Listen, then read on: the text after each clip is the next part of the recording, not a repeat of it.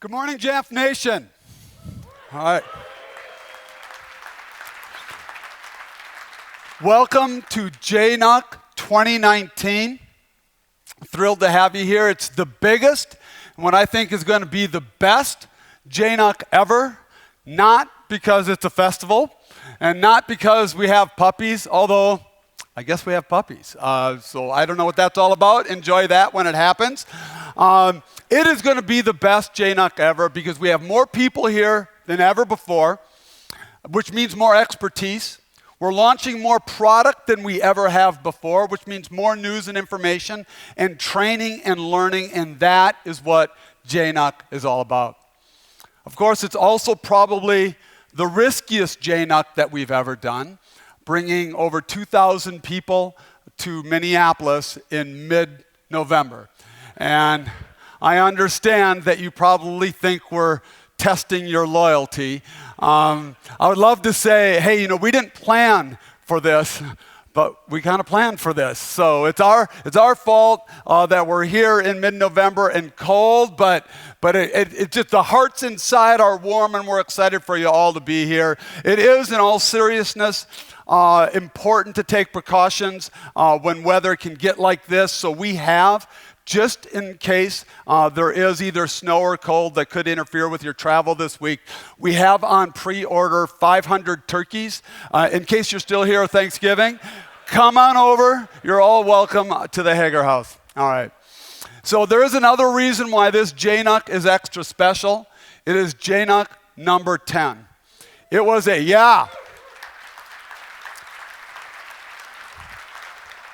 was a decade ago when 100 Mac fans gathered here in Minneapolis at a local wine bar to create community and learn from one another. And as you can see, that group of people has grown over the years and is still getting together in what I think is one of the tightest communities in all of high tech. Now, of course, all of Jamf Nation isn't here. We have thousands more that are out live streaming, and we so appreciate them as well. We are actually celebrating yet another milestone this year. Can you believe it? 100,000 Jamf Nation members. 100,000, of all of you. 100,000 Apple IT experts from over 50 countries. 33 of those countries are represented here at JNUC, working for 35,000 different organizations, helping them succeed with Apple by deploying, managing, securing 15 million Apple devices. It's just amazing the work that you've done. You used to be that quirky little group that did things differently than everybody else, and you've become, over the years, the standard in deploying Mac, iPad, iPhone, and Apple TVs at work and in school. Now, the devices themselves we love, but we are not inspired by the devices alone. We are inspired by the work that we can do for the people who are using those devices. We want to help them become their absolute best. That is Jamf's purpose, and we can't do it without Jamf Nation. And of course, we can't do JNUC by ourselves either. We require and need our sponsors. And I want to take just a moment and thank all of our sponsors who have pitched in to keep this event an affordable event where we all can get together every single year. I can't read everybody's name, but a quick shout out to our Petabyte sponsors, Diamond Assets, Wipro, Jump Cloud, and Second Life Mac. And our Terabyte sponsors, Intello, Insight, SHI, CDW, Code 42, and our friends at Microsoft. Thank you so much for making JNUC possible. Yeah.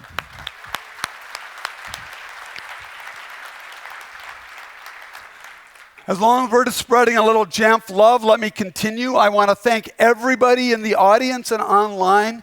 Whoever beta tests our software, you help our product become better. I want to thank everybody that's in the release candidate program. Those that are in the release candidate program actually implement our product in production before everybody else. They take on just a little bit more risk so that you all can take on a little less risk, just incredibly selfless. And I want to thank to thank everybody that is in the Jamf Heroes program. There are hundreds of you spreading a little Jamf love around the world. I've said many times how valuable Jamf Nation is as a part of our product. The truth of the matter is, you are the best part of Jamf and the best part of what we have to offer. So thank you for that. I want to now get a little bit personal. Every year we pick and choose a few individuals that have been extra helpful in the community over the last year. We usually recognize them at the end of our presentation, but we wanted, in the spirit of 10 years, bring it right up front and recognize this year's Jamf Nation Honor Roll. So this year we have 3 recipients, and again, we have people at Jamf that comb through the data, all of the ways that you can contribute to the community, and handpick a few individuals who have not only provided their expertise, but just done so in such a helpful and selfless way. This year's 3 Jamf Nation Honor Roll recipients are Chris Miller from Eanes Independent School District, Kevin Friel from Redox, and Rafe Moody from Ipsen. They're sitting right here in the front row. Thank you so much to our honor roll recipients.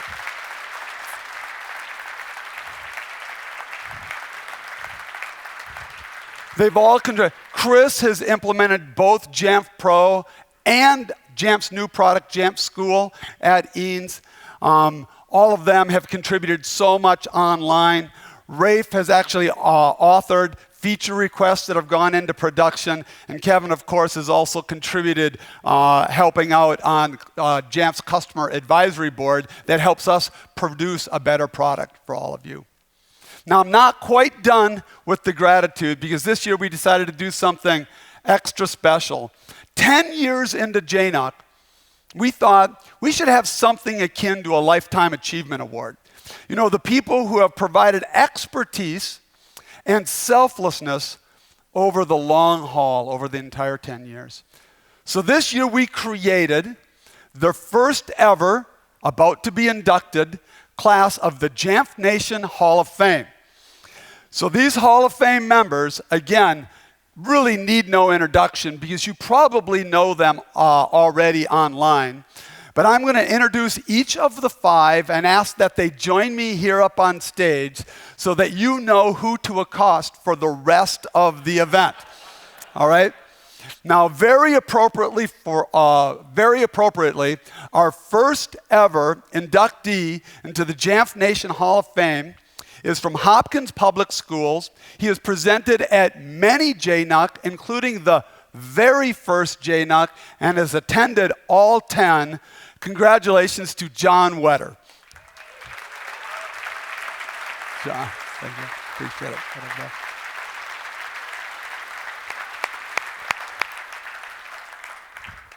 Next, from Atos, this individual has started hundreds of conversations on Jamf Nation, has responded to many, many more, and he does so with a little bit of a flair, keeping things light. He's kind of the king of the gifts, I guess. Please congratulate and welcome Don Montalvo. Careful.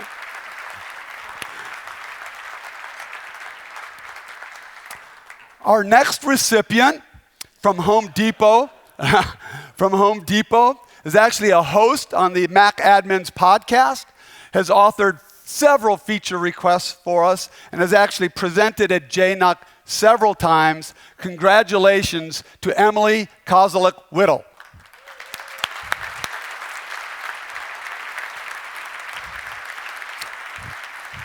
I suppose I'm going to accept on Emily's behalf. Emily was not able to make it this year. She is still in Jamf Nation and doing her thing, which is awesome. But she gave us permission to blow up this picture to show you the reason she's not traveling right now.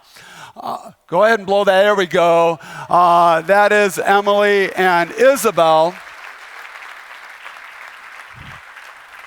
And I can see that Isabel is clearly a future Hall of Famer as well. So next, from Omnicom, has created, this recipient has, 18 user groups for your benefit, and responded to over 2,000 2,000 Jamf Nation posts. Thank you, and congratulations, Steve Wood.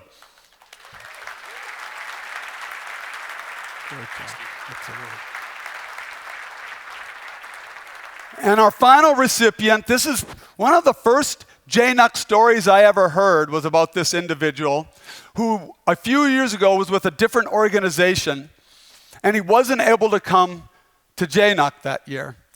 And there started a grassroots GoFundMe movement because JNUC would not be the same without him. And they're right.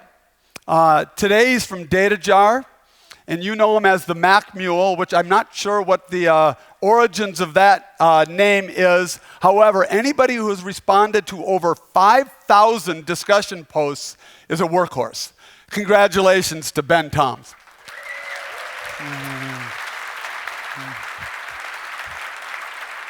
Thank you, Ben. So I want you to appreciate what Jamf Nation is all about. These individuals have authored 20 feature requests that have gone into the production version of the product. They've attended 33 JNUCs, presenting 24 times. They've created 47 user groups, have started over 800 discussions, and have responded to over 10,000 of your posts to help you. That is what Jamf Nation is all about. Thank you again to our recipients. But hang there for just one moment, because obviously our gift to all of you is to make sure these folks and Emily keep coming back. And also as a gift to your organizations. Next year, we'd like to invite you back to JNUC 2020. We're very happy to cover the tickets and the travel for you, so you don't have to start a GoFundMe page. But we decided to do kind of an extra special memento to make sure that you can find them at the show. We were motivated by the Hall of Fame jackets that American football players get when they enter into the Hall of Fame. And we decided that our Jamf version of them would be Hall of Fame hoodies. Now you'll notice, of course, golden hoodies, I should say, yep. Go ahead and hold those up so that everybody can identify you at the event. There you go. Yeah.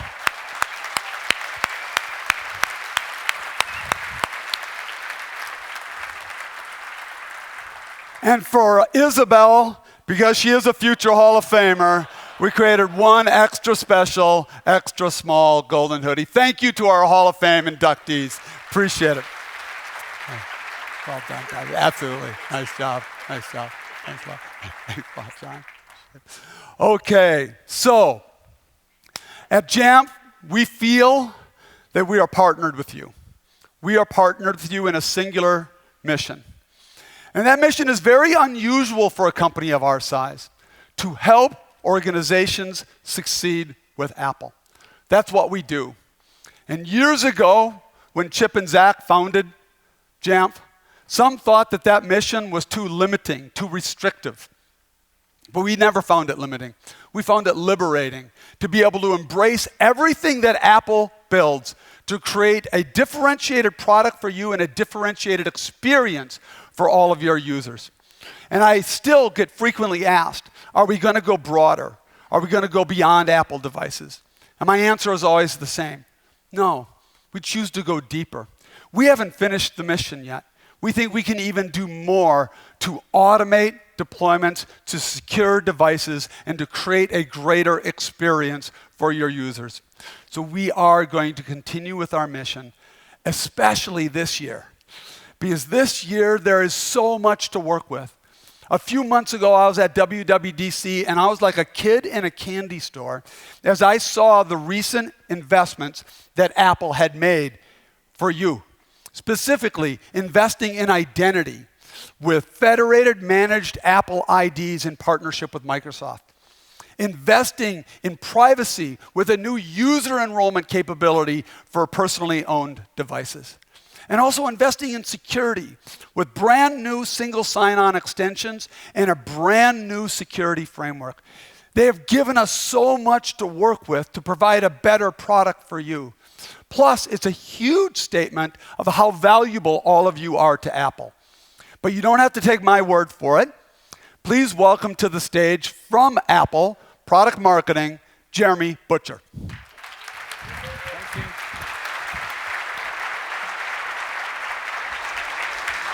Hey, everybody. As Dean said, my name is Jeremy Butcher. I'm from product marketing at Apple. The group that I'm a part of is specifically dedicated to building great features for enterprise and education customers. When I'm back in California, I am representing you and your organization's needs to the engineers and designers that are making great products at Apple. And when I'm at places like JNUC, I get to represent all the hard work that they do to build those products. So today I want to talk you through a little bit of our approach to building features for enterprise and education. And I want to do that through the lens of some of the most recent releases that we just had with macOS Catalina, iPadOS, and iOS 13. Now, at Apple, we don't typically spend a lot of time looking back at past accomplishments, but we're here at JNUC for the 10th anniversary, and so we thought it'd be fun to take a quick look at some of the things that didn't exist at all at that very first JNUC that many of us can't imagine being without today. So let's go back to 2009, when all of us were activating and syncing our brand new iPhone 3GS with iTunes. If you'll remember, the killer use case was that you could get email on your smartphone. And Macs were probably popping up in creative departments at different businesses, and you were probably managing policy with something like Workgroup Manager. You'll notice that I didn't mention iPad because it wasn't until a year later in 2010 that iPad was actually introduced for the very first time. It was also that year that the very first version of the MDM protocol for iOS was introduced, and it was actually the same year that Apple started becoming a customer of Jamf, something that continues to this day. A year later, we introduced volume purchasing, so that the next killer use case could be that next killer app that you were finding on the App Store. 2 years later, we introduced Mavericks, which was the first free upgrade of macOS 10, and ushered in a new model for upgrading desktop operating systems that, interestingly enough, not everybody has quite caught on to just yet all these years later. A year later, we introduced device enrollment that completely changed the way that institutionally owned devices get enrolled into your organization. 2 years later, we introduced Apple School Manager, shared iPad and Classroom, bringing together all of the different pieces that schools need to deploy iPads and Macs to their students and teachers.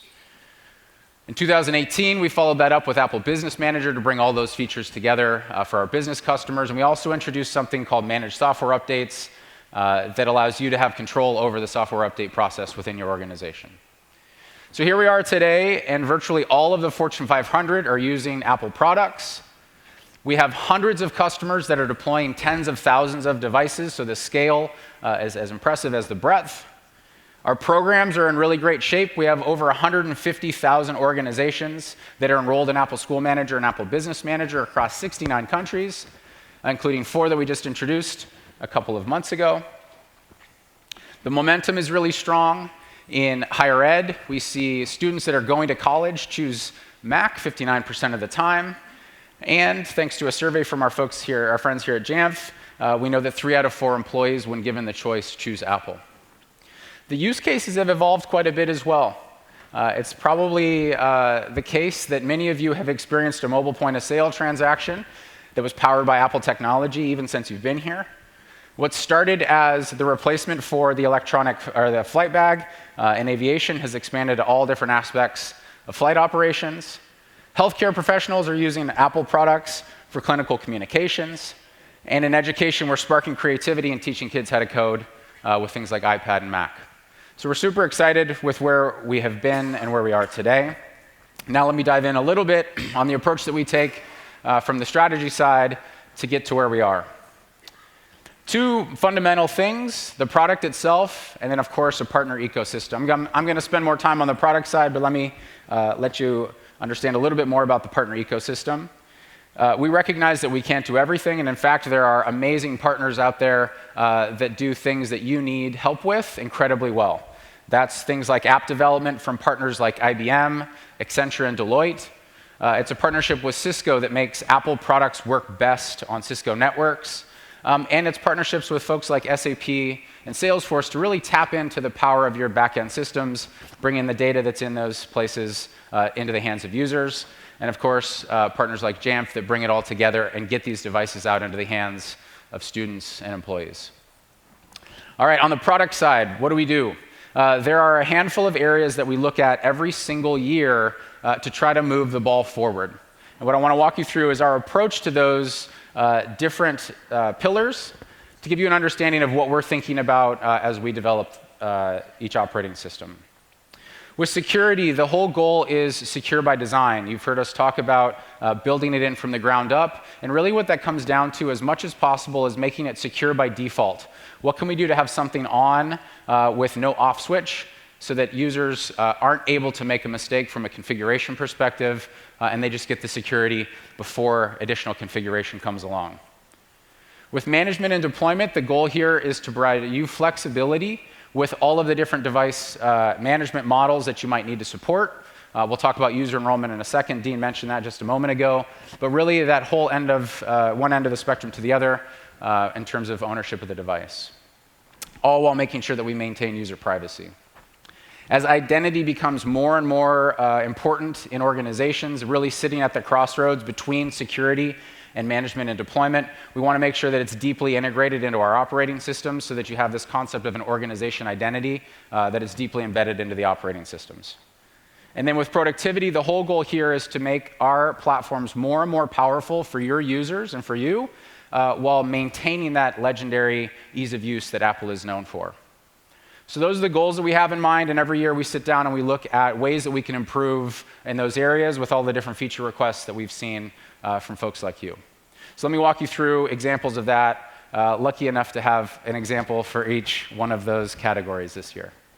With Mac security, we've got 3 big improvements that really raise the bar for the Mac: a read-only system volume.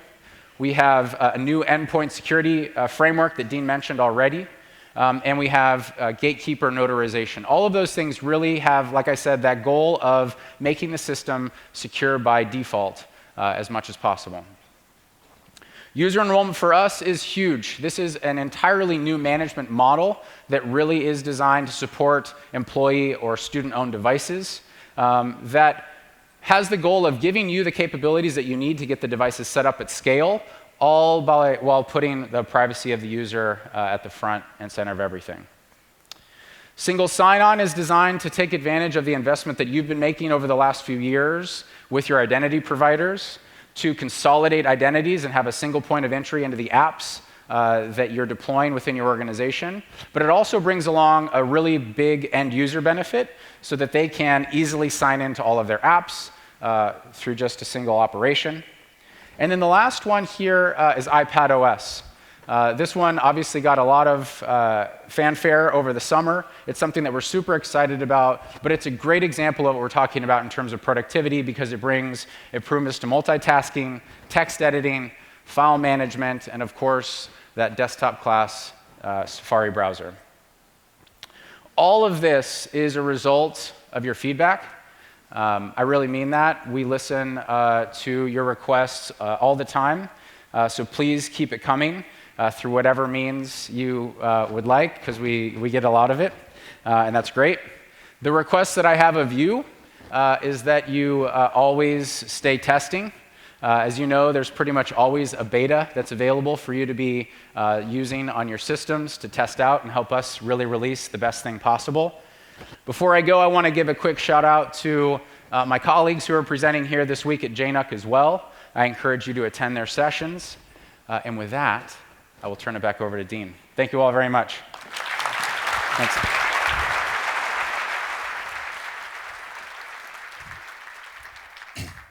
I've said it a million times.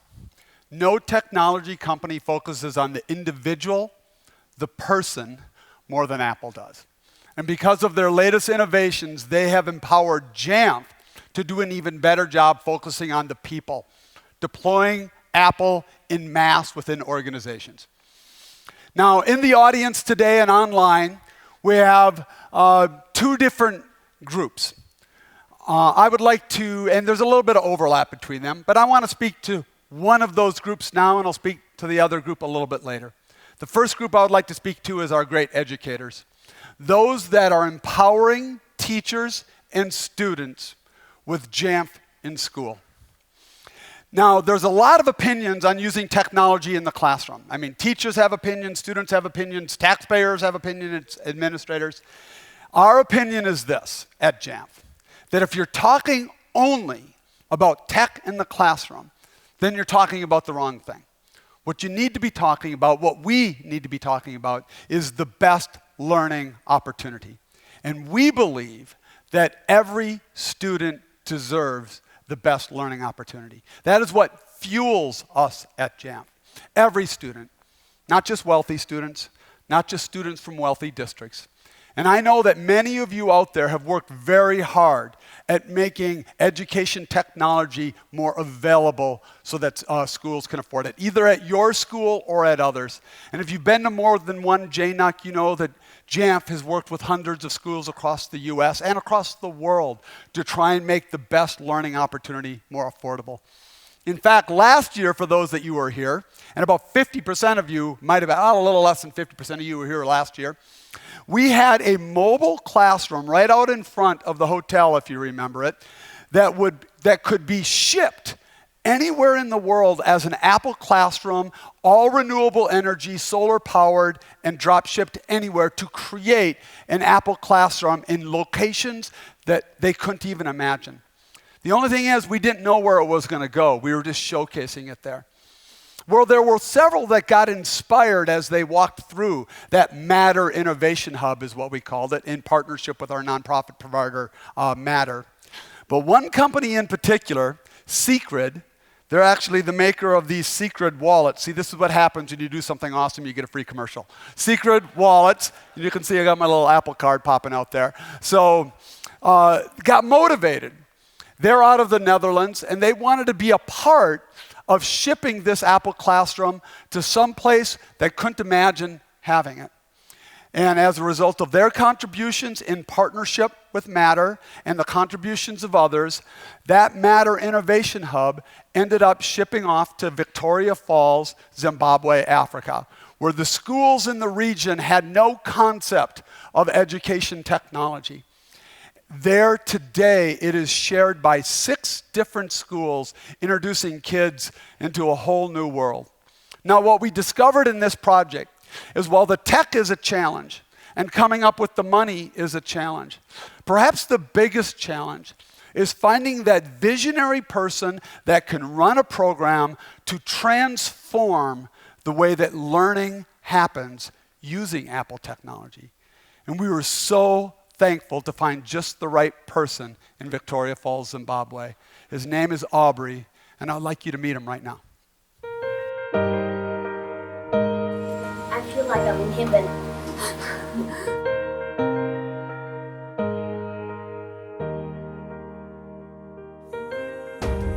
So my name is Aubrey Chundura. Actually, the day the container came, I can't even really explain how everything happened for me. It was like a dream.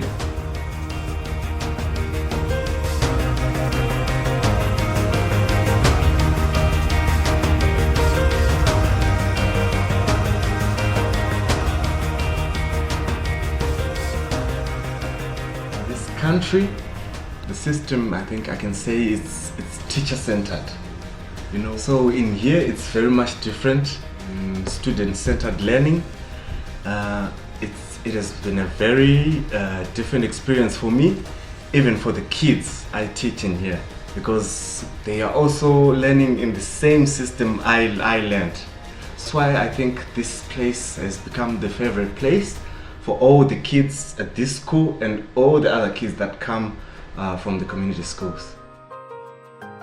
They get to learn the stuff, then I just guide them through if they have questions, but I don't answer all their questions. I just help them to get the answers themselves.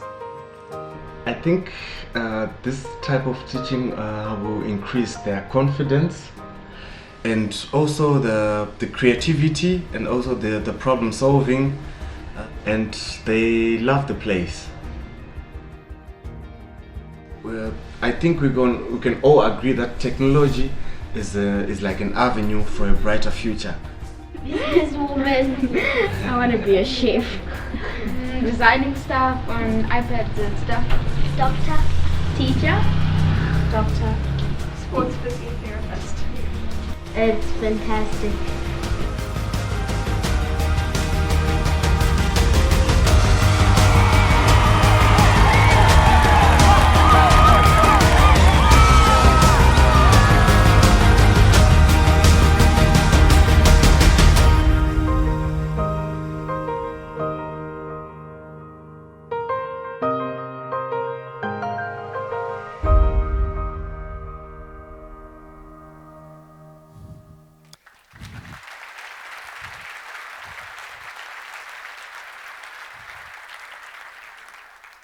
What Aubrey understands is that lecture alone does not engage students enough. We believe the best learning opportunity comes from learning that is active and personal, meeting the student where they need us to meet them. To learn more about how Jamf is investing in empowering teachers and students in the classroom, please welcome someone else who has also been to all 10 JNUCs, our Chief Customer Officer at Jamf, Sam Johnson.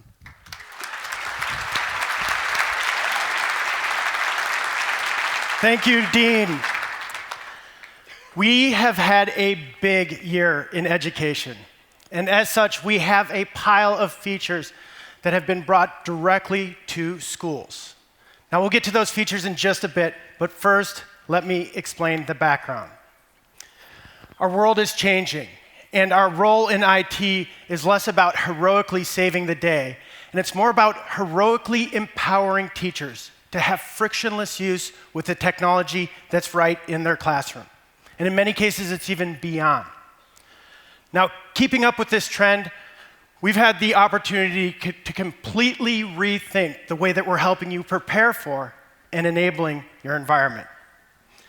And the good news is, we're paving this way with a little more help than ever before. Back in February, we joined forces with a company out of the Netherlands named Zuludesk. Now, this was a perfect pairing for a lot of reasons, but mostly because we shared such a strong alignment and a laser focus on helping schools be successful with Apple. But if we're going to move forward with this strong alignment and harmony, we knew we had to bring the brands together. And much like we did for Casper and Bushel back in the day, we wanted to leverage the Jamf name. And after our marketing team had their amazing and creative ideas on the table, and my personal favorite was Jamf Pro Tractor, nonetheless, we decided to move forward with something a little bit more applicable. Now, this name has already been present here in the States for a few months, so I'm not lifting the veil off of anything today. But outside the US, where the majority of the users actually reside, it's still referred to as Zuludesk. So today, I'd like to formally announce that we are officially and globally launching and moving forward with this product as simply Jamf School.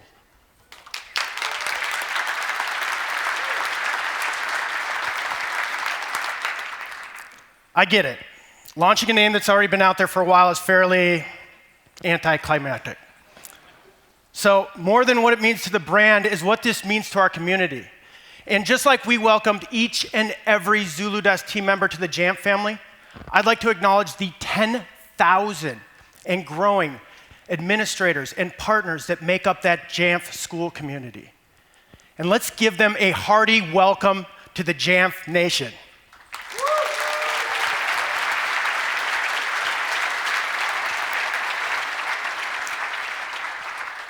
Now let's take a look at some of these features. And because many of you likely haven't seen it before, let's start with a brief introduction to Jamf School.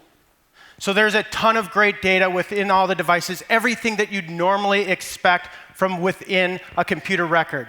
And the great news is that it's not only what you can do with that device itself, but you can also use it as criteria to help you with dynamic distribution or smart groups as well. Now, one thing that you might notice in this device is on the right, you see a map. Privacy is still paramount for us, and this isn't a GPS location of the device, but it is the last reported IP address. And especially in the situation of a lost or stolen device, this can give you a really good idea of that approximate location so that you know where the device might be, or better yet, where it might not be in your school. Down at the bottom, you'll see a host of ad hoc commands that are available at any time you need them. Anything from activating Bluetooth to enabling lost mode at your fingertips. Now, in classes, we'll see that we already have a list of classes and we're ready for the school year to begin. This was extremely easy to set up as it synchronizes with Apple School Manager to pre-fill all of these class rosters. You obviously also have the option to create these yourself, or better yet, give this to your teachers using the teacher app to manually create ad hoc classes that synchronize back with the MDM. Outside of that, you'll see all the usual suspects. You've got users and groups, both static and smart, as I mentioned. You've got all the profiles and apps. You've got App Store apps, you've got in-house apps, you've got PKG apps for Mac OS distribution. And speaking of Mac OS, recently released to Jamf School is the ability to deploy scripts right to Mac OS. So as you know, now the sky is truly the limit. All of this is done in effort to make things just work for you in schools. And it's everything that you'd expect from a full MDM and more. It's simple to use, it's easy and quick to get started, and it's catered specific to the needs of education. Now, I want to switch over to Pro, because one of the great things about this is what we've done to bring these two great MDMs together with the power of apps. But before we do that, let's go to one of the most challenging times that faces us in education, and that's the day that the students first arrive and are issued their devices. And to show you some amazing new workflows that we have in this area, let me welcome to the stage the dynamic duo of Jen Kaplan and Garrett Denny.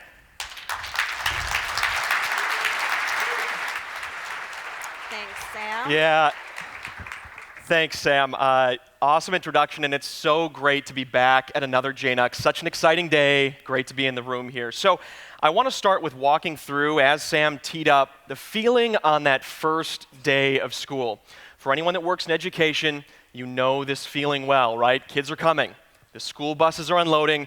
It's go time. So I've got a Mac in front of me. We're going to pull this up on screen, and you'll see me doing the usual thing, moving through remote management, right? And a new screen pops up. And this is something we just launched a little while ago, Jamf Pro 10.15. This made its first appearance. This is enrollment customization. Now, what's cool about this feature is not only the GIF that you're seeing playing here, it's kind of a rich piece of media that draws you in. It's the ability to, one, protect that native Apple experience, but two, extend it with more personalization. So again, I'm the teacher. I'm frantic. It's day one. What do I need? I need an onboarding experience that welcomes me into the classroom, reassures me, and with custom text, GIFs, videos, and photos, we as IT admins can make sure they are welcome to the first day of school to the level that we want them to be. So I'll click Next, and a second new screen pops up. Now, I want to take a minute here because this is a really big deal. This is Google Secure LDAP natively in the setup process of Jamf Pro on this Mac. So the Mac is enrolling. If you're using Cloud Identity, if you're using G Suite, you can extend the value of those identity platforms directly into Jamf Pro. Such a massive deal. Any admin in education that's been through this before this integration was possible, you know how long that can take, how time-consuming it can be. So once you log in with Google Secure LDAP, you are into that Mac, right? And it's really on me at this point to pull up Classroom, to welcome my students, to show them what the day is going to look like. So it's a very easy process once you're into that machine. Now, Jen, we're going to actually transition from the Mac and see something similar on an iOS device, or rather, pair of devices. So again, I'll continue this theme of automated device enrollment. This iPad will pull up here, and I'll click Home to begin. Again, if you've ever done this, either in commercial or education, but specifically in education space, you know exactly what this is about to look like. I'll click Next on Remote Management. It's going to take a minute and load and think and reach out to that server.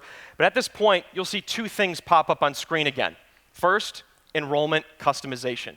It's back. It's welcoming you in that native and personalized way.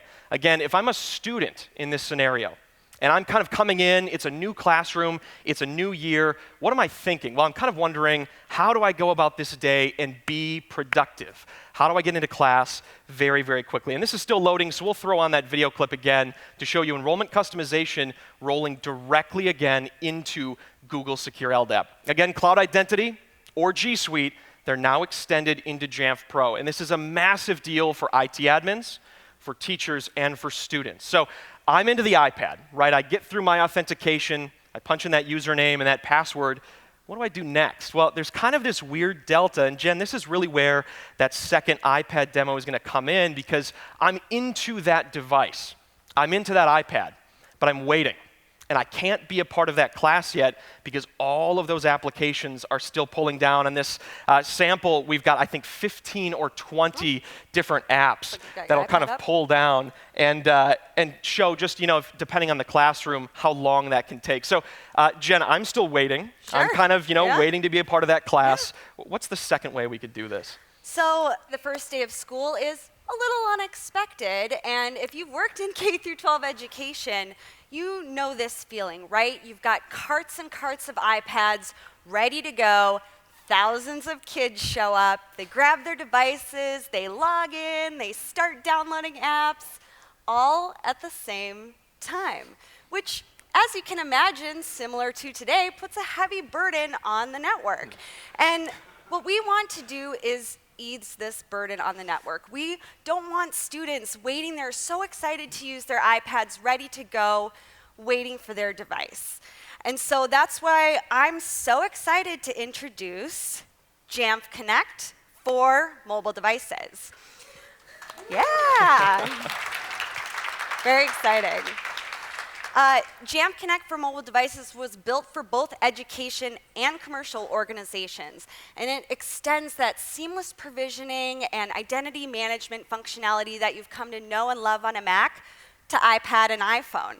So while Garrett's iPad is still provisioning, I'm going to switch over to my iPad here and show you what that first day experience could be like. How do we create that better first day experience for a student, so we're shifting the wait time away from the student so they can get up and running on their device as soon as possible. So here you can see my student iPad. I have one app. Everything else is hidden on the iPad. You can see here I go back and forth. I'll click on my Jamf Connect app, and then I'm asked to log in with my Google credentials. And so as a student, I'll be able to log in with my Google email address and my Google password. I'm going to go ahead and type in my Google email address. This would be my student email address. Put in my password, which I will hopefully remember. And then what's happening here is now I'm authenticating to my device. Now what I've been dying to show everyone is I've authenticated, I've logged in. Let's just go back to the home screen. All my apps are there, all downloaded. So this is something that we feel will be really, really impactful, especially in K through 12 education. We don't want that burden on the network. We don't want that wait time. We don't want to be waiting for these apps. We want students to be able to get up and running the moment they get their device. Garrett, I'm supposed to ask how your iPad is doing. You can imagine how in that first workflow, I'm still waiting, right? And especially in a classroom where I have 5, 7, 10 or more applications that I'm waiting on to be a part of that class.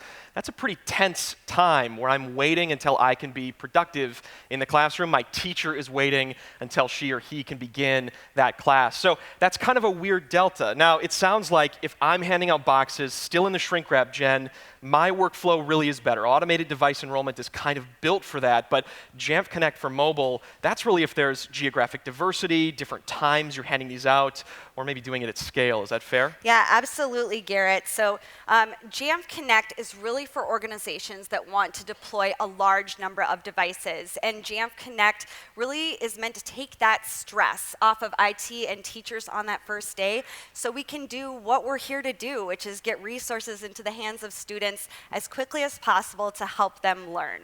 And we don't want them to have any wait time to learning. So I'm excited to announce that Jamf Connect for mobile devices will be available in 2020, so stay tuned for more details. All right. So kind of keeping in the theme of helping students learn, let's switch gears and talk a little bit about teachers and what the experience is like for teachers. So on the first day of school, if I'm a teacher, I know my students are ready to go. They have all their apps, they have their iPad, they're excited. But what if a few weeks in I decide I want to use a new app in the classroom that no one in the school has used before? Up until now, we know that process can be a little bit challenging. You've got teachers that have ideas for apps, but IT needs to vet the apps, or someone in ed tech needs to vet the apps, or maybe they're bringing the apps forth. We set out to make this process streamlined, easy, and automated so that if a teacher finds a great app, there's no barriers to getting that into the classroom for the students. And now you can do that today with app request in self-service. And so what I'd like to show you is the teacher experience of finding an app and getting it out to students for any time use in the classroom throughout the school year. So on my iPad here, I'll click into self-service.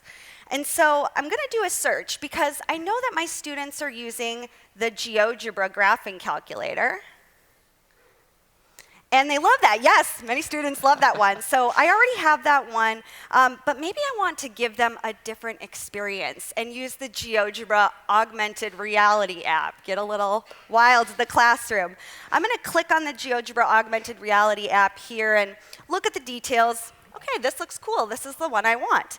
Well, now I'm able to simply hit Request App at the top, and then I'm actually able to send a message directly to IT with all of the information they might need to know to get this app vetted, approved, and out to students. So this form is completely customizable. I've got 16 copies I need of this app, and they need to go to cart 15. I hit Submit here on my request, and then shortly I'll see a little notification at the top that says App Request Submitted. And so that's all I've had to do as a teacher to get that information to IT so they can vet and look into it. And now if we go back to the slide, we'll be able to show here's an example of what IT then receives. They get an automated email right to their inbox that says, this teacher's requested these apps for this classroom, here's how many they need, all the information they need to know to get those apps out to the student devices. App Request really creates a streamlined workflow and makes the ability to deliver an app to a classroom a breeze anytime throughout the year. And that's available today in self-service. And so, you know, Garrett and I have showed you a few different workflows for provisioning and personalization of devices, as much as we've been able to show, and how Jamf is helping create a better experience for teachers and students and IT in the classroom. But now we really want to focus on the student. And so the next group I'll bring on stage is two folks who are going to talk a little bit about how Jamf is creating a better experience for the student and how Jamf is creating a better experience for the devices in the classroom, making them a really great educational tool. So I'd like to welcome to the stage Molly and Andrew. Thank you, my friend. Thank you, my friend. Well, good morning, everyone. Jamf originated bringing Apple devices into the classroom with Casper Focus. That evolved with Jamf Teacher, and we continue to innovate in this area today.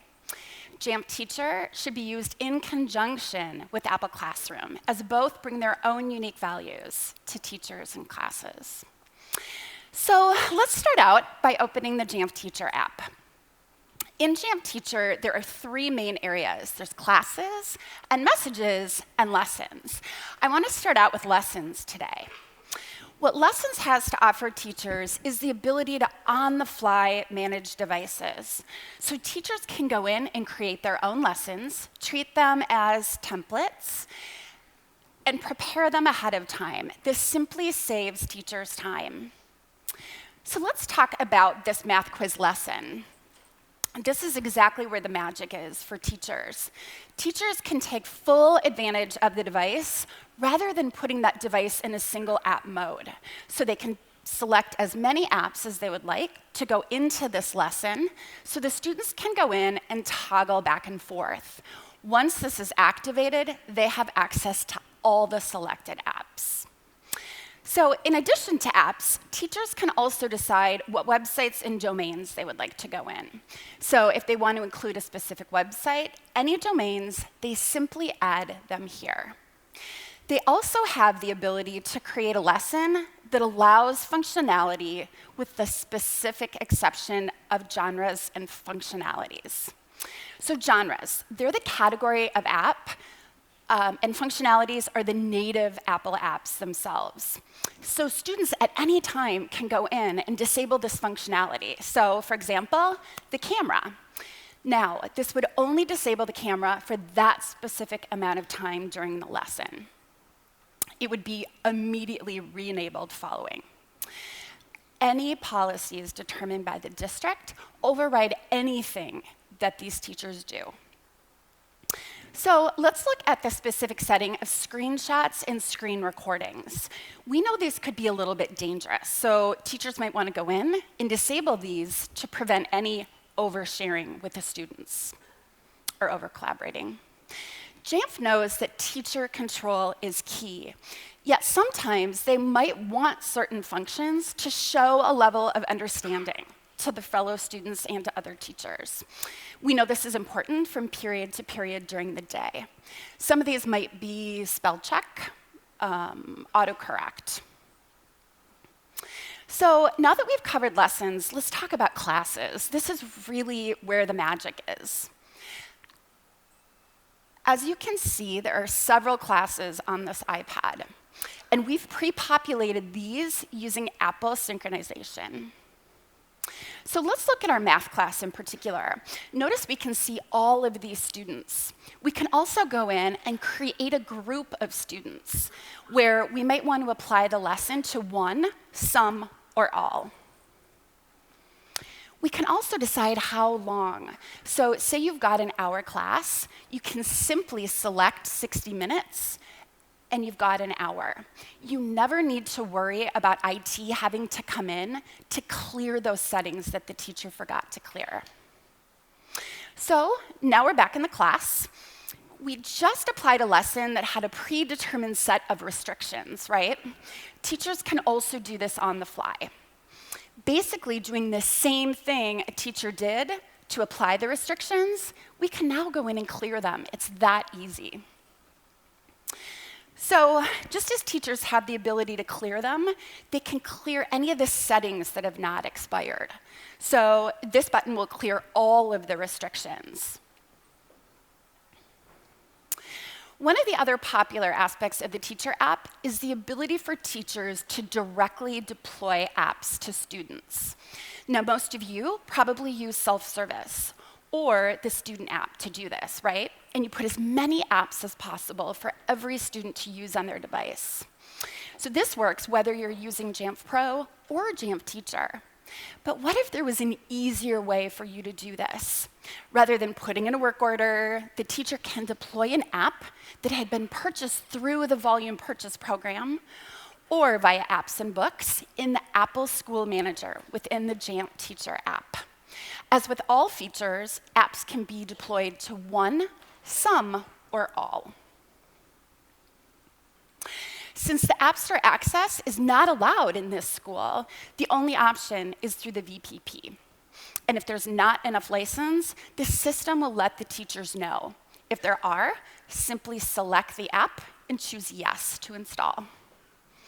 So now that we've covered some really great things in the Teacher app, let's talk about the Parent app.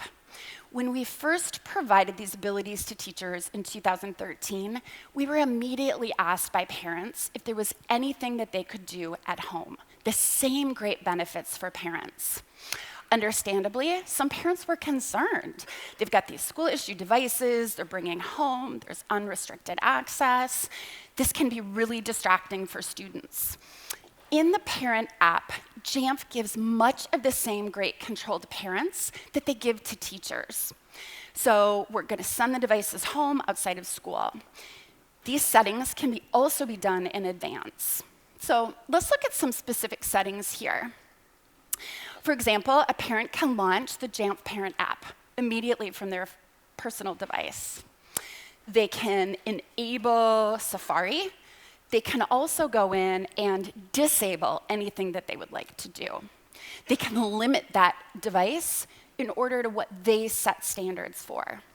This can be a single app. It can be multiple apps. They can also control the genre restrictions. So a typical scenario, a student gets home from school, the parent is at work, there's a little bit of downtime. So how can we go in and apply these restrictions? Excuse me. So one key feature here is the ability to create rules. We can do that by location. So for example, home, school. We can also do it by motion or date and time. A key piece to all of this is Jamf Admin. So Jamf Admin configures that system to where parents have access to apply these rules. After school, school holidays, or on the weekends. Jamf School customers love the flexibility and the support that they get from Jamf Teacher. So let's talk about availability today. Jamf Parent is available in both Jamf School and Jamf Pro. Jamf Teacher is available today in Jamf School. Are you ready for the best news of all? Jamf Teacher is coming soon to Jamf Pro.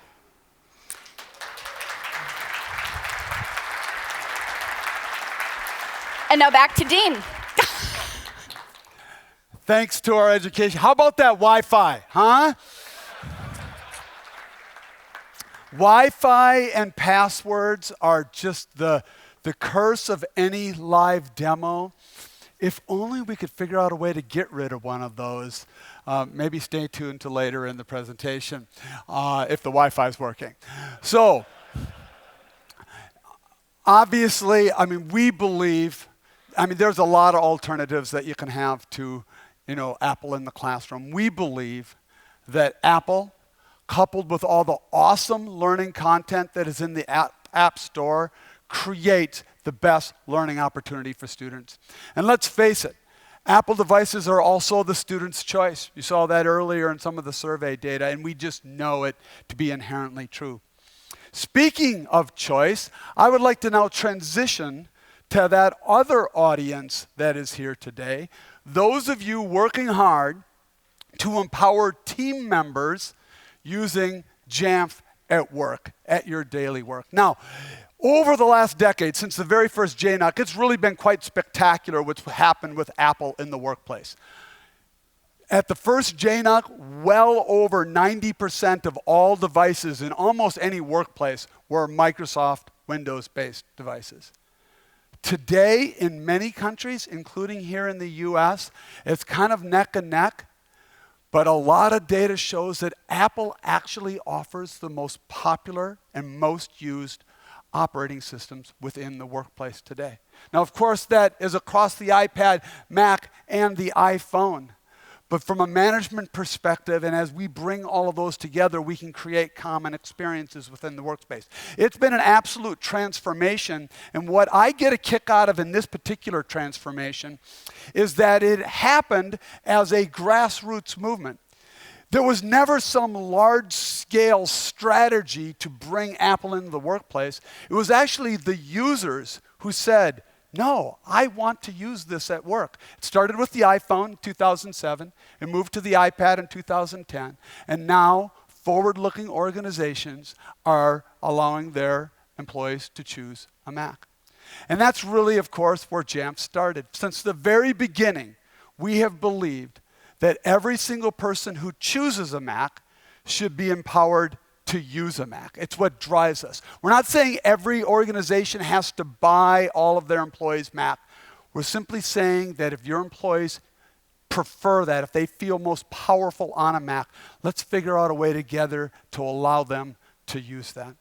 Now, there's other benefits other than just employee benefits. If you take a close look at cost, or if you've been to any past JNUC and heard a presentation from, say, IBM, the biggest Mac deployment on earth, you've heard them say that they actually save money with every Mac they deploy. Now, over the years, that has been validated by other organizations who have deployed Mac as well.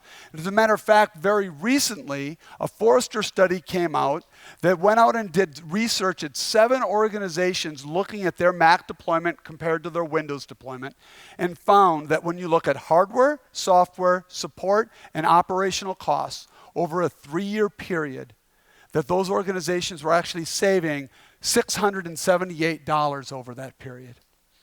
Now, there is still one remaining question, and that is, are people really more engaged? Are they really more productive when they're using a Mac?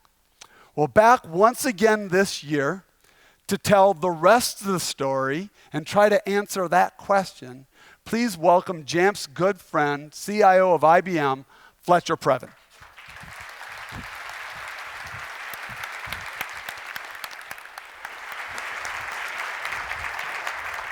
Thank you, Dean. Good morning. Very happy to be here. I love coming to this event and the sense of community in this room and everybody committing to make each other successful. It's one of my favorite events to go to. So, IBM is a large organization. We have about 350,000 full-time regular employees and about 35,000 contractors. So there's only one IT department in IBM. From an IT perspective, we're supporting about 385,000 people doing business in over 170 countries, a fair number of whom are traveling, remote, supporting customers, don't come into a traditional office. The IT organization that I'm responsible for is about 12,000 people, about a $2.6 billion budget. The application portfolio is about 4,500 applications. IBM's 108 years old. A lot of applications supporting a variety of businesses. 1,300 offices around the globe, 500 plus data centers. So it's a large worldwide organization. We deploy about 135,000 new laptops per year, over 500,000 laptops currently under management. And if you're curious, we're about 60% Windows today, 30% Mac OS, and 10% Linux. Now, IBM no longer publicly reports where in the world our people are located, but no one's ever said I can't share with you where the laptops are located, so here you go.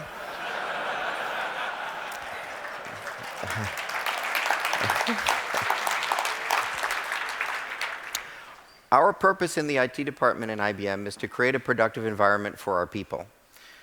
Our strategy to do that is to engineer from the user experience in instead of IT out, to hire people that are passionate about what they do for a living, commit to modern ways of working, and secure the enterprise. We spend a lot of time thinking about IT as a driver of culture change. And that really led us to articulate our thinking into a philosophy that says the state of IT is a daily reflection of what the company thinks and feels about its people.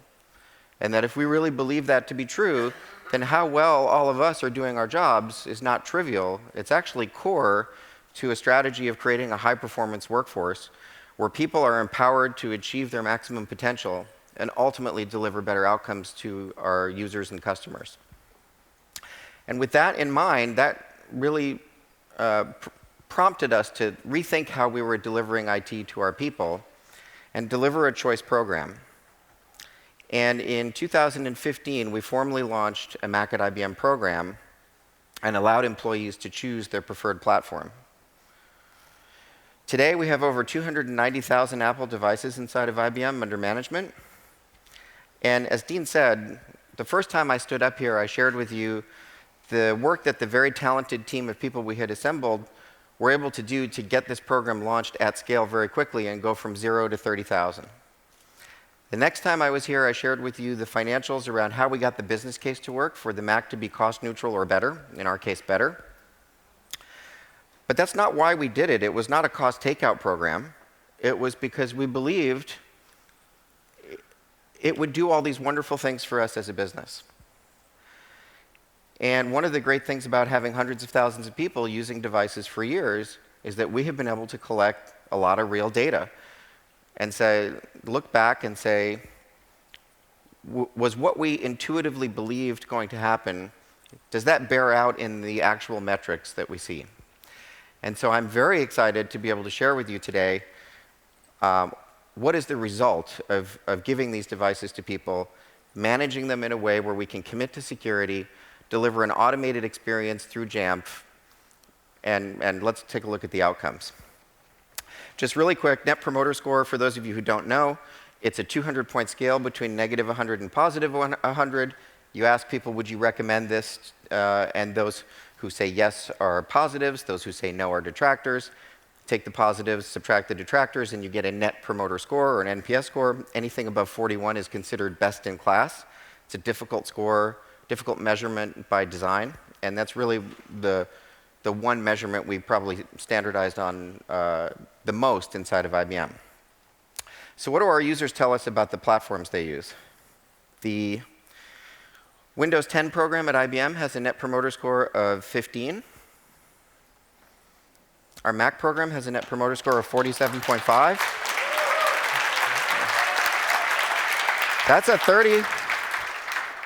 That is a 35.5-point difference, which on those of you familiar with Net Promoter Score is a very material difference.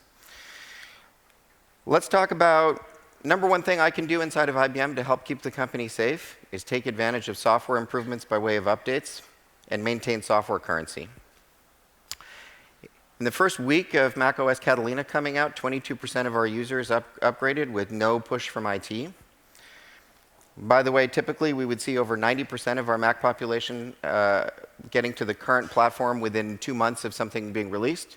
We'll be ahead of that schedule for this current release as well. Related to software updates, how many times a year do we need to go out and make sure that everybody is patched and up to date? In our Windows 10 estate, that happened 95 times in the last 12 months. In our Mac population, that happened 12 times. So there's roughly 8 times the number of updates required for us to deploy in the Windows space. User experience. 14.4% of our Windows users report having difficulty migrating to a new device. 2.6% of our Mac users report having difficulty. Let's talk about the engineering overhead required for us to support these platforms as an IT department. We require about 1 engineer per every 10,000 Windows 10 devices. That same engineer can support about 30,000 Macs.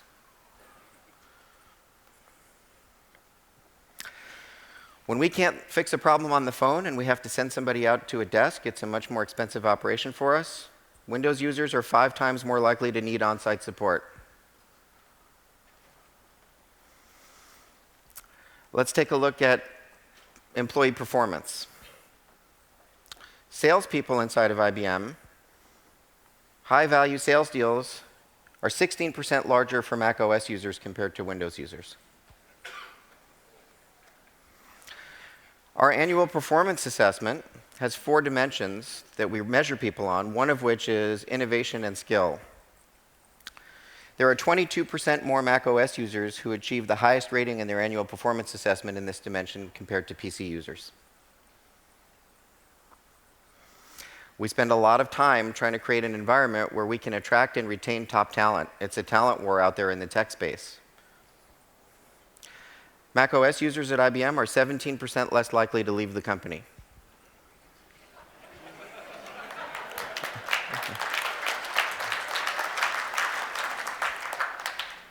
So when I said that our mission is to create a productive environment for people, continually improving the work experience, let's look at what has the impact of this program been. The Net Promoter Score is higher for the Mac. It's easier to keep the Mac up to date.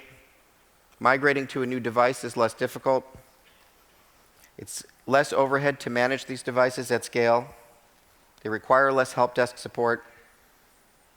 Salespeople have higher value sales deals. Employees perform better, and they're less likely to leave. Now, I don't know if better employees want Macs or giving Macs to employees makes them better. You got to be careful about cause and effect, but there sure is a lot of corroborating evidence that says you want to have a choice program. And with that, thank you very much.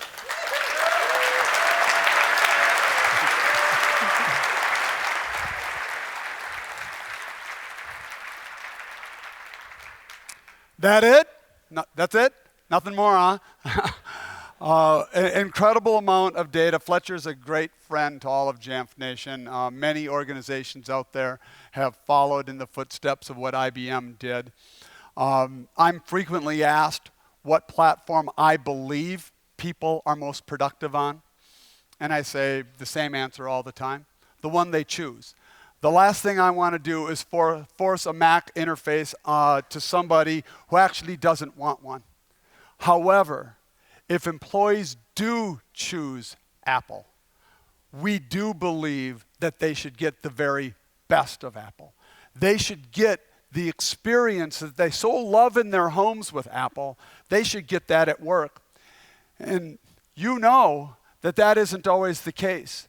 Even though Apple devices are awesome and the operating systems are awesome, you can deploy them in a way where you actually really don't create the Apple experience. As a matter of fact, some believe that you should deploy Apple devices as other devices, making them look the same to both IT and to the users. I refer to that as a shades of gray strategy. We prefer to kind of pop the color that is in Apple and let people experience the very best of Apple. And on that topic, to show you our latest investments, Wi-Fi, in creating the Apple experience at work, please welcome from Jamf Product Management, Michael Devins. Thanks, Dean. Hey, everybody. So I get to spend a little bit of time showing you some of what's new and coming soon to Jamf Pro. I'd like to start by talking about personal device management. So since 2014, Jamf has offered employees a lightweight BYOD management option that gives them secure access to their company data in native Apple applications, mail, contacts, etc. With the release of iOS 13 this fall, we're embracing user enrollment as the recommended solution for personal device management in Jamf Pro. Just take care of that right up front. User enrollment is a new type of enrollment option that focuses on protecting company information while also protecting the privacy of your end users' data. What I'd like to show you actually is Caitlin over here. She's got her personally enrolled iPad, and I'd like to show you how this device is both fully managed while also respecting the privacy with this new type of enrollment option. As you can see, this is a user-enrolled device, and on Caitlin's iPad, I actually don't get any visibility to personally identifiable information. No serial number. If this were a phone, no phone number. Additionally, IT cannot remotely unlock Caitlin's iPad, getting access to her personal data. And IT can't remotely wipe her iPad, putting something like the photos of her kids at risk. But this is not a story about doing less. It's actually a story about doing more. See, with user enrollments, we're elevating personal device management in Jamf Pro to be a first-class managed device. Let me show you what I mean by that. For starters, configurations are now managed the same way you do for all of the devices. You build config profiles, scope them with smart groups, great flexibility, and a really familiar workflow. While we're taking a look at config profiles, there's something new we've been working on I'd like to show you, and it's the mobile passcode payload on Jamf Pro. So as you can see, we've completely redesigned the payload. Not only does it look great, but I've got really clear indication now of what settings I'm configuring, which settings I'm not configuring and not sending. This is increasingly important as we manage more and more settings via MDM. And this gives you a really great new option for controlling settings in Jamf Pro. Now, we started with mobile passcode, bringing it next to passcodes for computers, proving out this new technology, and from there we'll iteratively roll it out to the profiles and payloads that need it most, that really benefit from this more granular control. I'm looking at you, security and privacy. Additionally, Mobile apps can be deployed in a consistent fashion as well, which means you can now deploy any mix of apps to any user-enrolled devices across Jamf Pro. And because we want to make sure that you can serve up the right content in the right way to your users, I'm excited to tell you that self-service is now fully supported on user enrollments. Let's take a look at another new capability that launched this fall. Garrett already gave us a preview of the end user experience, but it's enrollment customization. So I want to show you kind of the IT view of this technology. And as we saw, it's an opportunity to create rich new onboarding experiences for your employees. I'm going to go into one of these here. I've got it started. And what you can see is an enrollment customization is made up of one or more panes. Each of these represent a step on that user's onboarding journey. So I've got a welcome message here. As we saw, I can render images, videos. We've also got full Markdown supporting here. So I've got another one that's an acceptable use policy. You can think of different ways this might be helpful, baking additional steps into enrollment, making it just a condition of onboarding. Now, I do want to secure this enrollment, so I'm going to add another pane. And I've already got Azure set up as my SSO provider in Jamf Pro. So I'm just going to make this a single sign-on pane and add that to my user enrollment or to my enrollment customization, even reordering this as I'd like. And it's that simple to protect your automated device enrollments with cloud identity providers. And it's that simple to create rich new onboarding experiences for your users. From here, you can assign any enrollment customization to any pre-stage enrollment in Jamf Pro across mobile and computers. Now, there's one more thing I want to show you before I head off the stage, and that has to do with Jamf Connect. Now, a year ago, we launched Connect, and the adoption has been phenomenal, especially among Jamf Pro customers, many of you, I'm sure. But we know that we can make the experience of managing those settings easier. We wanted to build a solution that truly addresses the way that you use and deploy Jamf Connect in products, and I'd like to show you what the teams came up with. I'm going to take a look at the computer profiles here, and I've got one that I've started for Jamf Connect login. Now, what we're looking at is the new application and custom settings payload in Jamf Pro. And as you can see, I've got native UI for all of the different keys, and there are lots of them, Joel, all the different keys for Jamf Connect. And I can manage those right here natively. No need to bring my own plist. Now, if you think this looks, yeah, really cool. If you think this looks a little bit different than a normal profile, you're right. What's neat about this is both the UI and the underlying settings are rendered from JSON that lives outside of the Jamf Pro code base, which means you don't need to take a Jamf Pro upgrade just to get access to the latest settings for Jamf Connect. And we think you're really going to appreciate that level of flexibility. But we didn't stop there. There's one other set of apps that a majority of our customers deploy. And these apps recently landed on the Mac App Store earlier this year. I'm talking about Microsoft Office and their suite of applications. And I'm excited to tell you that for the first time, Jamf Pro can now manage native Office 365 settings right here through the same application and custom settings payload. So I can pick, for instance, Outlook, and using the same technology, render a UI for all of the different settings that I want to manage with my Office 365 applications natively in Jamf Pro. We've been working closely. Yeah, cool. We're super excited at the work we've been doing with Microsoft, and we're really excited to bring this support right natively into Jamf Pro. And importantly, this means you can deploy from the Mac App Store, take advantage of automatic app updates, knowing that you'll always have access to the latest settings in Jamf Pro.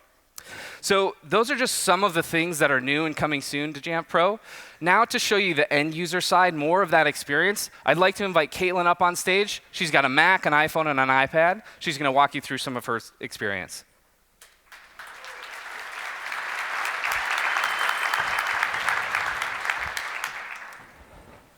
Thanks, Michael. Yeah. I'm here today representing the end user on their first day of employment at a new organization. I'm going to walk you through the device enrollment experience on my company-issued Mac and my company-issued iPhone. But before I get started, I should mention that I've chosen Apple because it's what I know and what I prefer. And one of the reasons that I prefer Apple is because of the interconnected experience that Apple fosters across its devices. And today I'm going to show you how Jamf extends that experience to the employee. All I've been told by IT is that my devices should be easy to set up, and that the experience that we see on my Mac should be consistent with the one on my phone. So let's get started. Initially, we see a new feature launched this fall in macOS Catalina, a customized welcome splash screen. And you can see that I'm traveling for my first day of employment to the Jamf Nation User Conference. But as I advance, I'm presented with another new feature launched this fall, and that's enrollment customization. Enrollment customization allows organizations to modernly authenticate during provisioning. And why is this important? Well, as the world gets more global and more employees are working remotely, organizations are looking for a way to not bind to on-prem Active Directory, but instead are looking to cloud identity providers. Cloud IDPs are more flexible and more secure and offer a better end-user experience, which I'm showing you now. So I've also been told by IT that I should use my Azure credentials, which is the cloud IDP that my new company uses. So I'm going to go ahead, log in with those credentials here on the Mac. All right, so the Mac's going to load here, and we'll walk through that, but the phone is going to go much quicker. So we'll see the settings come down quite quickly here on the phone, so we'll complete that process, and then we'll move back to the Mac.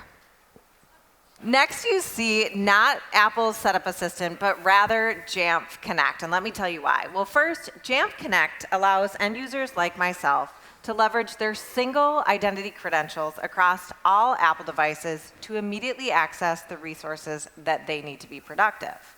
And while Michael talked to you earlier about the fact that Jamf Connect can now be configured and deployed from Jamf Pro, I'm going to show you how my user credentials can create an account on the Mac here by confirming my password.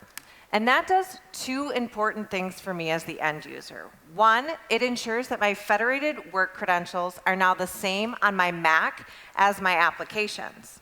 And further, it's going to keep my credentials in sync on the Mac as they are in the cloud. And that's particularly important as password policies come into play, and I'm asked to change that password.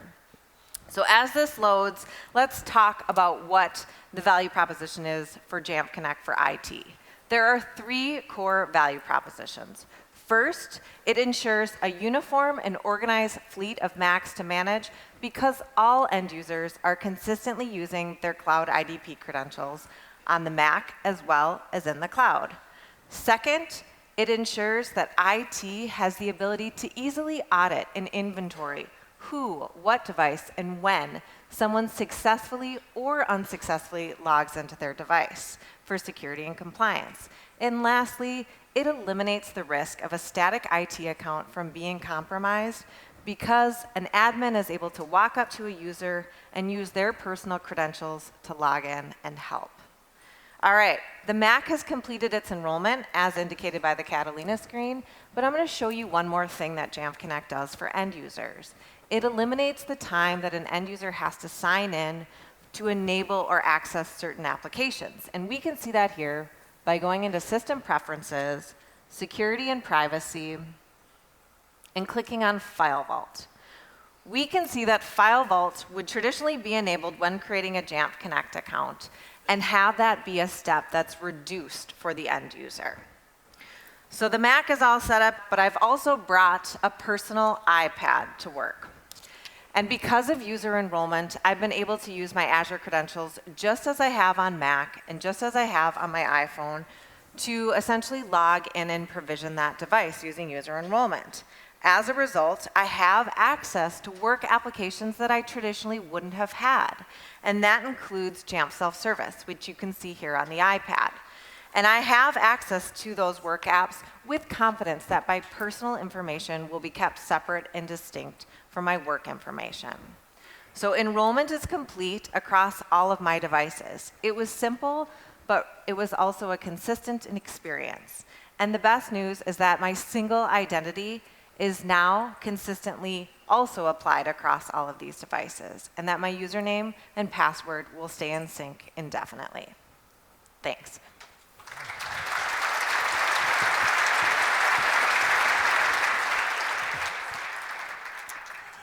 Oh, if only we could get rid of passwords. Wouldn't that be an awesome thing? Okay, so I mentioned at the beginning of this session that we absolutely could not do what we do at Jamf if it wasn't for you. And this next product that we want to tell you about is a showcase of that fact. Because it was actually last year at JNUC that we actually pulled several of you into a room. And we asked one simple question. Why doesn't everybody in your organization who wants a Mac have a Mac? And we talked about some past misperceptions and some things that moved aside over the years. But one of the things our customers definitely told us is, we need your help with our information security team. We need your help with our CISOs. We went on to discuss that, and we found that the security software, the endpoint protection software they were expected to run on the Mac was actually almost in every case originally architected for Windows and brought over to the Mac. And as a result of several things from that process, it wasn't meeting the core needs of IT, it wasn't meeting the core needs of the security team, and it certainly wasn't meeting the core needs of the users and the Mac simplicity that all users expect. In fact, their users were expected to make sacrifices to their experience in the name of security. And that is often the case, not just in tech. To illustrate that and trying to burn a mental picture, you met Max in our opening video today. Well, here's a picture of what Max looks like walking into the security line at the airport. Okay? And here's what Max looks like coming out of the security line at the airport. So, of course, of course we need security. We have to have security. But it is obvious that Max made sacrifices to the performance he expected through the security line, the experience that he had, and he also made sacrifices to his privacy. The same is true in endpoint protection from a security perspective. Users too often have to make sacrifices to privacy, performance, and user experience. But what if they didn't have to? What if there were an endpoint protection solution built specifically for the Mac, architected for the Mac, to meet the unique needs of security, the security team, the IT team, and the end user? I am so excited to share this next product that Jamf is announcing with you. Here is Jamf Protect. Introducing Jamf Protect, the first and only endpoint security solution purpose-built for Mac. Developed on Apple's native architecture, Jamf Protect extends Apple's privacy features while giving you more visibility to act on than ever before. With extensive reporting on built-in macOS security frameworks, you'll be able to first know when an event looks suspicious. That's because Jamf Protect's intelligent logic analyzes Mac events at the device level to detect threatening behaviors faster than ever. With pre-built analytics vetted by the foremost enterprise security authorities and mapped to the strictest security standards, you can get the data you can act on immediately. And it's all customizable, so you can choose to alert or log only the data you care about and nothing you don't. Jamf Protect's selective data collection maintains user privacy and allows end users to focus on their work without degrading their device or impacting performance. And with direct mapping to the CIS benchmark, Jamf Protect gives you out-of-the-box reports, no scripting required. It's all wrapped in a purely textless solution, so you can take advantage of the most recent security patches from Apple. Your employees won't even notice the difference. No pop-ups, just instant access to the latest features from Apple. Unprecedented visibility, real-time action, 100% Mac.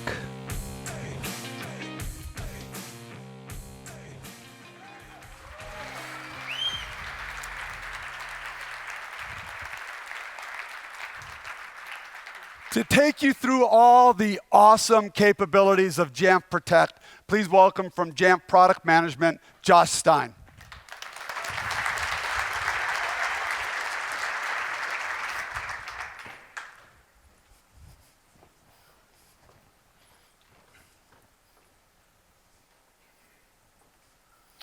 Well, thank you, Dean, and welcome, Jamf Nation. I'm super excited to share with you some more details about Jamf Protect, our endpoint security product, as Dean said, specifically designed to help organizations with macOS. Today, we're going to focus this demo on a dashboard that brings three main pillars of value to you, the user.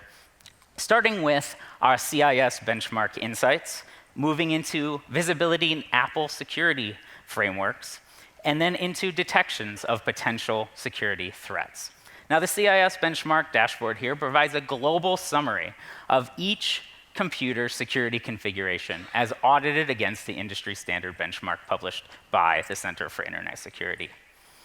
Now, we can customize this dashboard by disabling any benchmarks that don't make sense in our environment, so we can focus on only those things that do. And we can select individual insights and controls to get additional details about them, and display computers that are both in and out of compliance. Looks like I might have to do the trick. There we go, may have jumped the gun a little there. So we can see computers now here that are both in and out of compliance, right? And this is just a simple way to see the status of our environment. But as noted in the video, perhaps the best part, this is built into the agent. So no more scripting, no messy scripting, and no maintenance for you, the user. Apple also takes your security and privacy seriously right out of the box, as you saw earlier, with each new operating system pushing the envelope a bit further.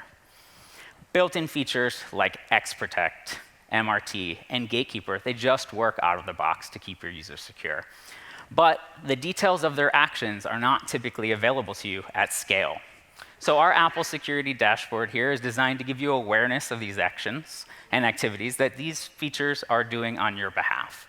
So here in this dashboard, you can see some blocked processes and remediated threats by Gatekeeper and by MRT, specifically a fruit fly infection here. So clearly, Apple has invested heavily in this technology, and it's based on some foundational Mac OS security features like signing, notarization, quarantine, and privacy controls that raise the bar in the market. But no technology is perfect, and your users, they will make mistakes. So Jamf Protect enhances the security on Mac OS by alerting you to activities aimed at bypassing these controls. This Jamf Protect dashboard highlights the unique detection and collection capabilities based on system activity, not traditional binary signatures that are reactive in nature. So through the use of Apple's own gameplay kit, we analyze the system events on the device, which allows you to keep your users empowered, allows you to continue to respect their privacy, while you can still monitor and alert on truly interesting and suspicious events. On this dashboard, we can see a couple of instances of keylogger detections or password hash dumps. And these detections are under constant development by the brightest minds in macOS security research, dedicated exclusively to macOS and Jamf Protect. Now, we're also dedicated as a product to staying aligned to Apple frameworks, specifically those with security use cases. So in Jamf Protect and on macOS Catalina, you can now preemptively prevent process execution from user space using Apple's endpoint security framework. You can configure a list of processes to block by known bad binary hashes, or use Apple-only indicators like signing ID or team ID to more holistically block across versions or for a vendor. Now, I want to emphasize this again. This is purpose-built for macOS, right? Without the use of a kext, meaning no more kernel panics from your security tool.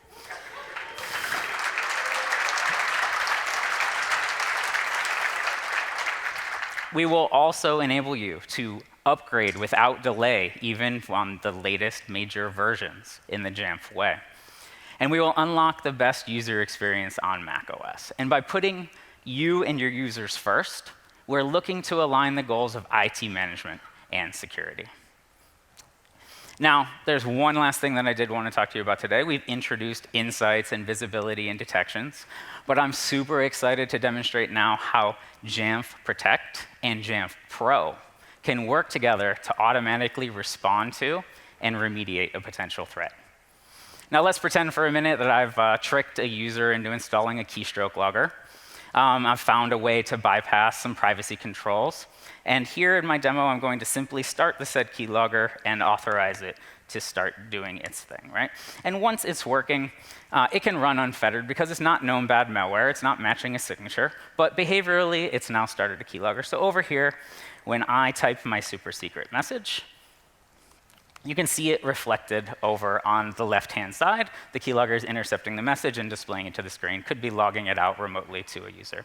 But behind the scenes, Jamf Protect and Jamf Pro are working hard at noting this behavior, right? Jamf Protect has discovered the behavior. It sent a message to Jamf Pro, and Jamf Pro has now added this computer to a smart group. Now that smart group, you can do anything that you can do with Jamf Pro. All the power of smart groups and policies. So we've set up the smart group to display a local notification to keep the user informed and restrict access to corporate resources while we determine what we need to do about this threat. Now we've isolated in this way to minimize the risk to the rest of the enterprise while we figure out and consider the targeted end remediation. So as I go over into Jamf Protect, I can now see in my latest alerts view, I can see the keylogger detection. And over in Jamf Pro, as soon as I log back in, we now see that this computer has been added to a smart group. And actually, it looks like there's 2 computers in the smart group. So I'm going to look, and in fact, my Nicolette's MacBook Pro has been added. But it also looks like Joel's MacBook Pro is in here. So either Joel's been playing with keyloggers recently or sitting too close to Patrick Wardle. I'm not quite sure. But we will call him up here, and he'll walk you through how you can do that final remediation using self-service. Thank you.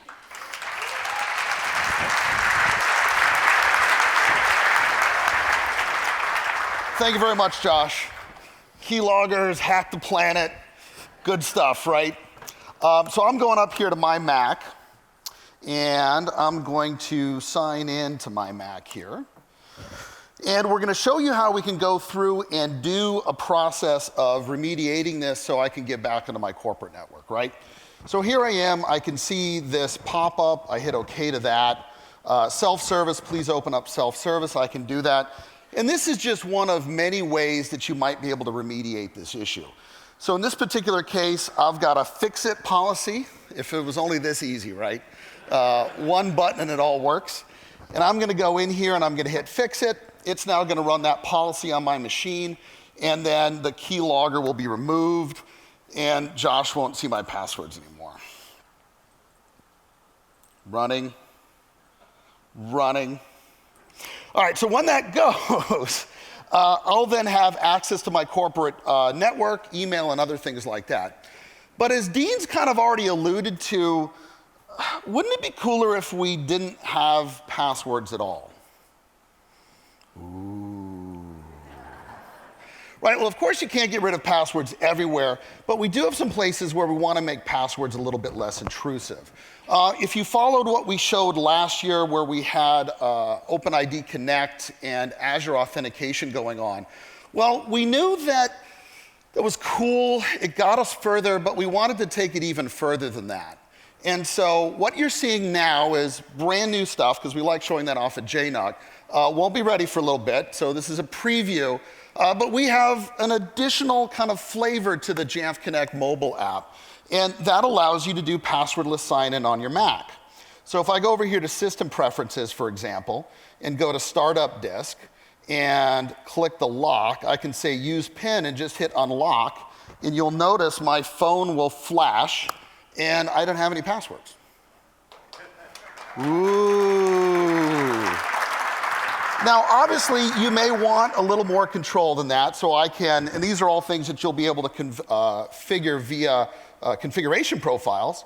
So instead, I can actually do a Face ID operation. There we go. So now I got that. So I got biometrics.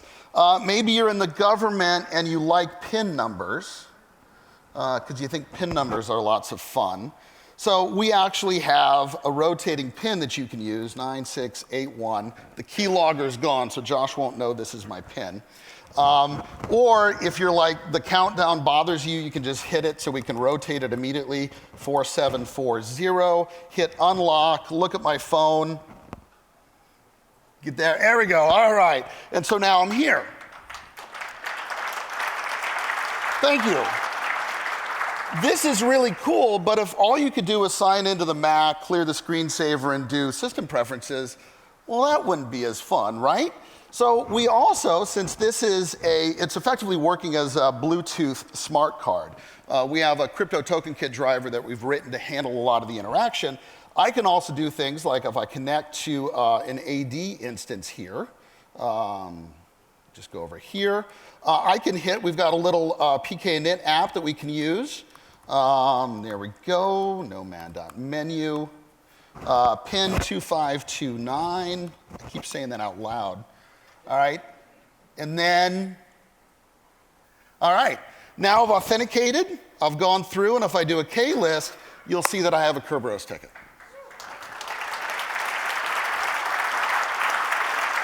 But wait, what if you'd want to do some more stuff here? Well, we want to do other things without using passwords. So we've got a little app here that works like a quick and simple web browser. So I'm going to bring up an Okta sign-in page. All right, so this is signed in, and we actually have the PIV card functionality enabled. So my phone, since it's got an identity and a certificate, I can use this for client-side TLS authentication. So now my phone, and I'm just going to turn off the Face ID and the rotating pin, because that's like hard stuff, right?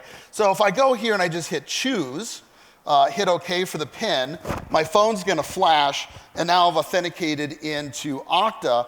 I now have a set of Okta single sign-on tokens. I'm able to go to all of my other systems within this. So again, another example of using your phone with biometrics as your identity to do whatever you would like that's here on the Mac.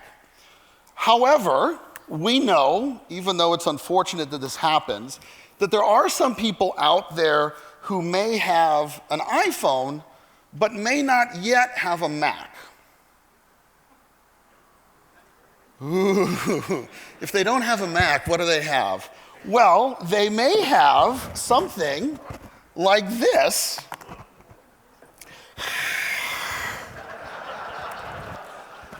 And here is a, I have to use one of these to touch the screen because otherwise it's weird for me. So this is a Surface 3 laptop running Windows 10 Pro. And that means, because in addition to being a virtual Bluetooth smart card, it is also a FIDO security key. Who's got a FIDO security key? Not a lot of you. Why? Because you have to plug them in, you carry them around. They're not very much fun. They're not that exciting. So we can also do FIDO operations with this device. And so I can show you this on the Mac, since apparently we're not getting video from here. So we can switch back to the Mac. And I go to an Azure portal, for example, and you may sign in here. I can actually say use another account, sign in with Windows Hello or security key. It's now going to reach out to my phone, and using my phone as a FIDO device, it's found 2 accounts on here. I just have to click one, and it's automatically going to sign me in to that Azure portal. All right? So the same functionality on the Mac can also be used, and I told Dean I was really excited that I get to show a Windows laptop for the first time. But I think they've done something in the back, so that record is not broken. A Windows laptop has not been shown live at JNUC, so we still kept that intact. So maybe that's a good thing.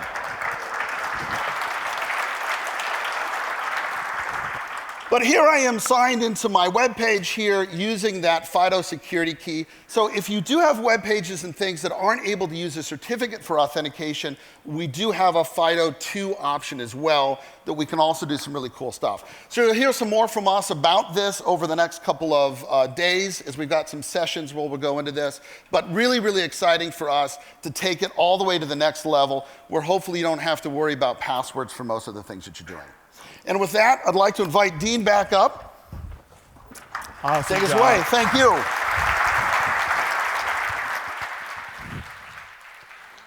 Joel is the only presenter we have that comes with his own oohs and ahs. You know, he adds his own sound effects to his presentations, which I appreciate. Well, we told you we had a lot for you this morning, and obviously we had a few technical difficulties, but just goes to show everything we're trying to share with you is live.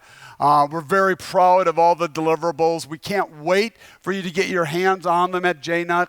I did start out today's message by saying we were doubling down on our mission to help organizations succeed with Apple. Then you might ask, what in the world is a Windows Surface doing on stage? Well, it's because we need to coexist with the rest of the ecosystems that are within your organization. And Microsoft is actually a very important partner of ours. But the vision that we have to be able to take a device that almost all of us carry around, and the majority of enterprise business employees carry around out there as far as their chosen device, the most safe, secure, and simplest way to capture your identity and to use that identity capture to provide you access to your cloud resources, to provide you access to your Mac, including administrative rights, and what you didn't see is to actually provide access as well to those that are carrying an iPhone but are still using a Windows machine. That is helping organizations succeed with Apple. I'm so proud of what the team has done. I'm so grateful for all that you have done. And I'm very much looking forward to all of the things we're going to do in the future. We are with you. We're 100,000 strong. We are Jamf Nation. Have a great week, everybody.